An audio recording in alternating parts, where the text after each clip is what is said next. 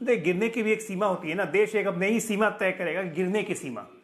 आप देखिए, संजय राउत पहले उन्होंने सुशांत सिंह राजपूत के पिताजी की दूसरी शादी करवा दी, आज कह दिया शांत रहो तब जस्टिस मिलेगा। माजिद मेमन कहते हैं कि मरने के बाद सुशांत को ज्यादा प्रसिद्धि मिली। मतलब कितने घटिया लोग हैं यार, इस पे क्या डिबेट करना है। पूरा देश इनकी असलियत देख रहा है, कितना गिरेंगे। और हाइट्स ऑफ फॉलिंग डाउन, नया डेफिनेशन महाराष्ट्र से आ रहा है पूरे देश के लिए। मैं आपका रुख करता हूं संजय गुप्ता, अपनी टर्न पे बोलेगा और 40 सेकंड बोलेगा। संजय गुप्ता, आपको रियलाइज हो रहा है कि पब्लिक सेंटीमेंट क्या चीज है? शांत क्यों रहना? बिल्कुल बिल्कुल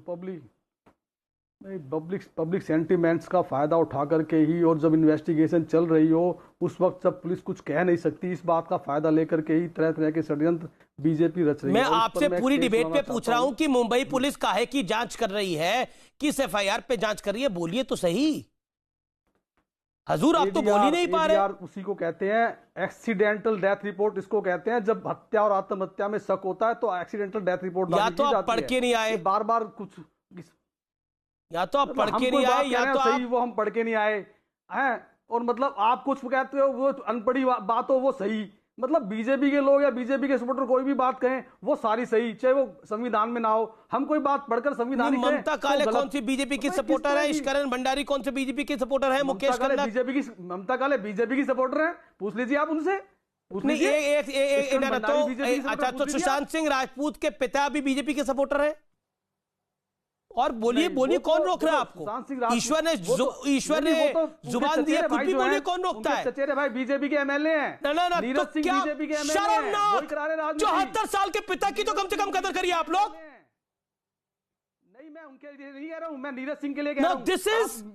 दिस इज लिमिट। आप you people are crossing the limit now. Mamata Kale BJP के एमएलए हैं। शेमफुल जी। 10 सेकंड ममता काले।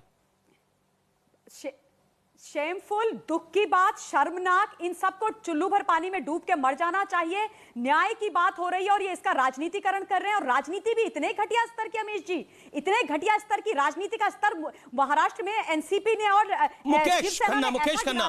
Mukesh Khanna, last word 10 second.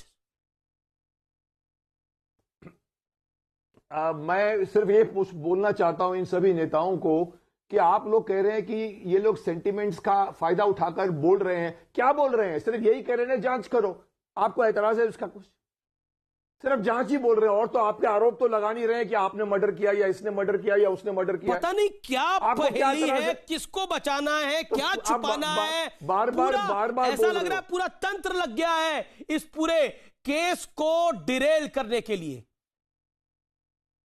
आज जब मुझे निष्कर्ष देना है तो मैंने बहुत सोच समझ के जिसकी शुरुआत डिबेट से करी उसी पे ही अंत करता हूं कि बाप बेटे के कंधे पे बाप की अर्थी नियति है, लेकिन बाप के कंधे पर बेटे की अर्थी नियति नहीं होती, ये बोझ होता है।